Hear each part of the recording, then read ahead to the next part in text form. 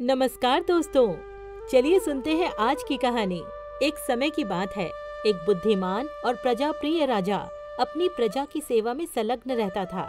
राज्य में सब कुछ ठीक था, लेकिन राजा का मन व्याकुल रहता। वो अक्सर सोचता, क्या मेरी सत्ता और निर्णयों में सच में न्याय है? क्या मैं वही देख पाता हूँ जो वास्तव में होता है? इस प्रश्न का उत्तर जानने के लिए उसने एक योजना बनाई। राजा ने घोषणा की कि अगली सुबह राज्य का सबसे बुद्धिमान व्यक्ति उसकी गद्दी पर बैठेगा और दिन भर का शासन चलाएगा। पूरी प्रजा हैरान थी। मंत्रियों और दरबारियों को यकीन था कि किसी पंडित या बहुत बड़े विद्वान को चुना जाएगा। लेकिन अगले दिन जब सब दरबार में पहुँचे तो देखा कि गद्दी पर एक वृद्ध मोची बैठा था। धूल भरे कपड़े, झुर्रियों से भरा चेहरा, लेकिन आंखों में चमक और आत्मविश्वास।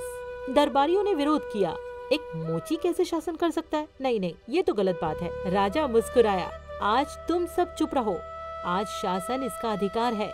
मोची ने सबकी बातें सुनी। कहीं किसी किसान की शिकायत थी, तो कहीं कोई मंत्री का प्रस्ताव था, तो कोई सैनिक की बहादुरी की कथा थी। मोची ने हर बात को ध्यान से सुना और उत्तर दिए, सीधे, सरल और न्यायपूर्ण। सब उसकी समझदारी पर चकित रह गए। फिर दोपहर में एक दरबारी ने पूछ ही लिया, तुम्हें राजकाज की इतनी समझ कैसे आई?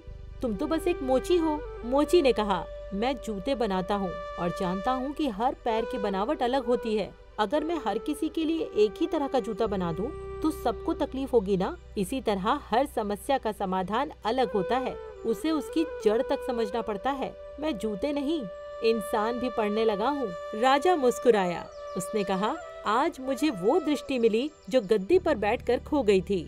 उस दिन राजा ने सीखा कि असली ज्ञान किताबों से नहीं, अनुभव और विनम्रता से आता है।